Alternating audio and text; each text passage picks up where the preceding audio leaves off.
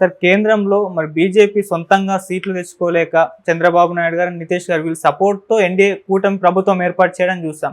BJP ఎంతో నమ్ముకున్న ఉత్తరప్రదేశ్‌లో కూడా వాళ్ళకు సీట్లయితే లభించలేదు. అక్కడ మరి అయోధ్య నిర్మాణం కూడా ఎక్కువ ఇన్‌ఫ్లుయెన్స్ చూపించలేదు. అయోధ్యలో కూడా ఓడిపోవడం జరిగింది. ఎందుకు అయోధ్య రామ మందిర నిర్మాణం ఇన్‌ఫ్లుయెన్స్ చూపించలేదు? అంటే మామూలు ఎక్కువగా హిందుత్వ పెరిగిపోతుందని చెప్పేసి చాలామంది అభిప్రాయపడ్డారు. అందులో మీరు కూడా ఒకటి. దాని ప్రభావం ఇప్పుడు లేదంటారా? మరి ఇప్పుడు కాంగ్రెస్ పార్టీ పుంజుకుందని తెలుస్తుంది కదా! మరి నెక్స్ట్ వచ్చే ఎలక్షన్స్‌లో కాంగ్రెస్ ప్రభుత్వం ఏర్పాటు చేసే అవకాశం ఏమైనా కనిపిస్తుందంటారా సార్? అంటే ఒకటి, భారతీయ జనతా పార్టీ తన ఎదుగుదలలో కొన్ని నేరేషన్స్ జనాల్లోకి పంపడం ద్వారా హిందుత్వ అనేటువంటి దాన్ని ఒక రైజ్ చేయటం అనేది జరిగింది. ఓకే. అద్వానీ గారి నుంచి కాన్షియస్గా ఈ ప్రోగ్రాం జరిగింది. హిందువులను ఏకాత్మ చేసే ప్రయత్నం ఆయన చేశాడు విజయవంతంగా. రకరకాల విషయాలు మాట్లాడేవాళ్ళు గతం నుంచి. అంటే కాశ్మీర్ భారతదేశంలో భాగమే, ఆర్టికల్ 370 రద్దు, ఇవన్నీ గోడల మీద నినాదాలుగా ఉండేవి. అలాగే ముస్లిం పర్సనల్ లాస్ ఉండకూడదు, అలా ఉండేటట్లయితే దాన్ని యాక్సెప్ట్ చేసే హిందూ పర్సనల్ లా, హిందూ చట్టమే మంది, కానీ ప్రత్యేకంగా ఉండాలి.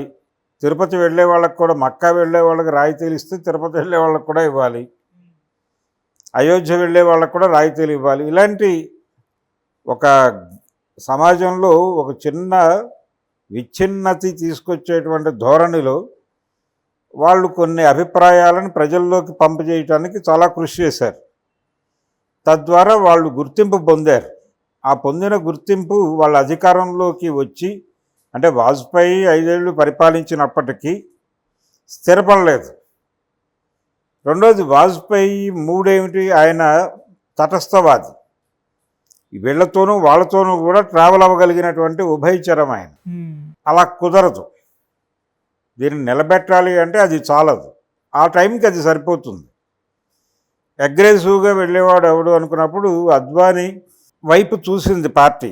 కానీ అద్వానీ కంటే కూడా ఎఫెక్టివ్గా వయసు రీత్యా ఆ టైం వచ్చినప్పుడు అద్వానీ కాదు, అద్వానీ కంటే ఇంకెవరినైనా బెటర్ అనుకున్నప్పుడు మోడీ ఆప్షన్గా ముందుకు వచ్చాడు. అతన్ని తీసుకున్నారు. ఆయన వరుసగా 2 సార్లు గెలిచాడు. 3వ ఎన్నికకు వచ్చారు మొన్న. ఈ 2 సార్లు గెలిచిన సందర్భంలో కొన్ని పనులు పూర్తయినాయి. అయోధ్యలో రామమందిర నిర్మాణం పూర్తయి బాలరాముడి ప్రతిష్ఠ జరిగింది. అలాగే ఆర్టికల్ 370 రద్దు జరిగింది. ముస్లిం పౌరసత్వ చట్ట సవరణలో భాగంగా ముస్లిం సమాజాన్ని టెర్రరైజ్ చేయగలిగారు.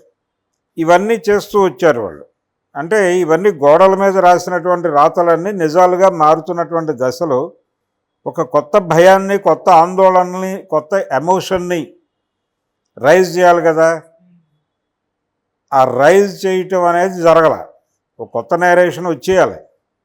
కృష్ణ జన్మభూమో మరొకటో వచ్చి జనాలను ఎమోషనలైజ్ చేయాలి.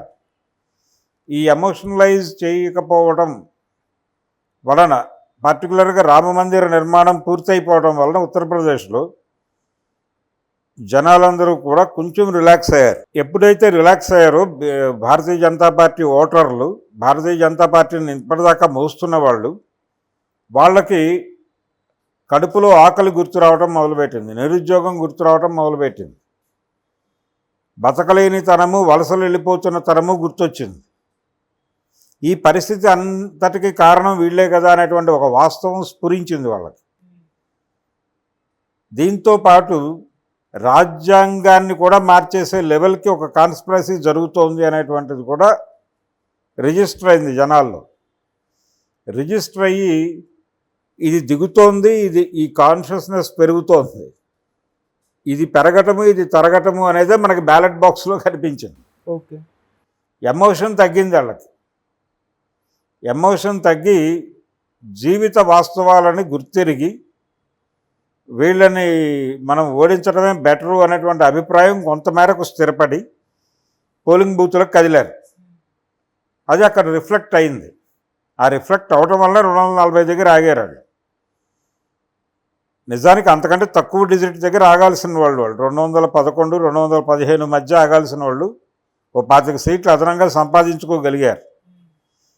రకరకాల టమారా విద్యలు ప్రదర్శించి, పర్టికులర్గా తెలంగాణలో వాళ్ళు 2 సీట్లు మాత్రమే గెలుస్తారని అనుకున్నది, 8 దాకా వెళ్ళారు. అంటే దాదాపు 1/2 డజన్ సీట్లు ఇక్కడే పెరిగినాయి.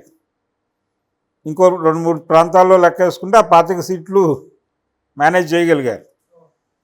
ఈ మేనేజ్ చేయడానికి వాళ్ళు రకరకాల, ఇప్పుడు ఏపీలో కూడా నిజానికి వాళ్ళకి అన్ని సీట్లు వస్తాయని అనుకోలేదు, కానీ గెలవగలిగారు. వాళ్ళు చెప్పిన ఫిగరే వాళ్ళు గెలవగలిగారు. అంటే డిజైన్డ్ వ్యవహారం ఏదో జరిగింది. ఈ డిజైనింగ్లో ఈసారి వాళ్ళు అనుసరించినటువంటి పద్ధతి ఏంటంటే, చాలా పర్టికులర్గా బీజేపీ పోటీ చేసిన చోట్ల ఎటువంటి తాంత్రిక విద్యలు ప్రదర్శించకుండా,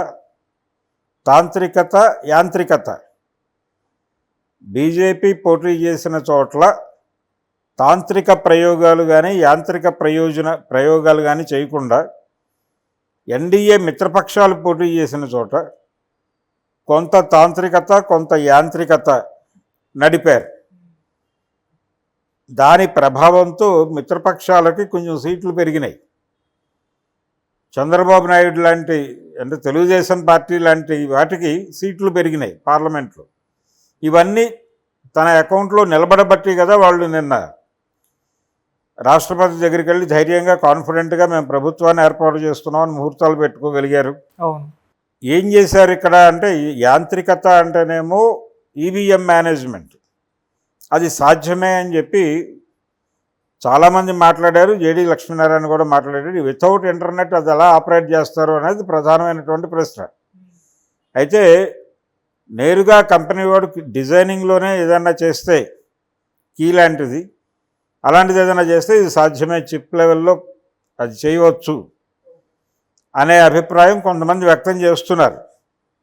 ఈవెన్ జేడీ లక్ష్మీనారాయణ కూడా అది ప్రస్తావించాడు. ఇలాంటిది ఏదైనా జరిగి ఉండొచ్చు అనే మాట అనలేదు, కానీ జరిగే అవకాశాలు అయితే ఉన్నాయన్నాడు ఆయన. అదే జరిగి ఉండొచ్చేమో అనేది డౌట్ ఇప్పుడు. ఇది యాంత్రికత. తాంత్రికత ఏమో ముస్లింల మీద రెచ్చగొట్టి, లేకపోతే మరొక మతం మీద జనాలను రెచ్చగొట్టి, పాకిస్తాన్ వాడు మన మీద దాడి చేస్తున్నాడు, హిందూ సమాజం చాలా ఇబ్బందుల్లో ఉంది, ప్రమాదంలో ఉంది, ప్రమాదపు అంచుల్లో హిందూ సమాజం అనేటువంటి సెంటిమెంట్ని రెచ్చగొట్టి ఓట్లు సంపాదించుకోవటం, అది ఒక స్టైల్. ఏ నేరేషన్లో వెళ్ళాలి అనేది అదేమో అది చెప్పారు. అదేమో తాంత్రికత, ఇదేమో యాంత్రికత. ఈ తాంత్రికతని జాగ్రత్తగా మేనేజ్ చేసుకుంటూ ఫైనల్గా వాళ్ళు అధికారంలోకి రాగలిగారు. నిజానికి బలం చాలా వీక్ అయిపోయినటువంటి సందర్భంలో ఉన్నారు వాళ్ళు, చాలా వీక్ అయ్యారు. కాంగ్రెస్కి అవాంఛితంగా వాళ్ళు కూడా ఊహించని లెవెల్లో కొంచెం అప్లాజ్ లభించింది.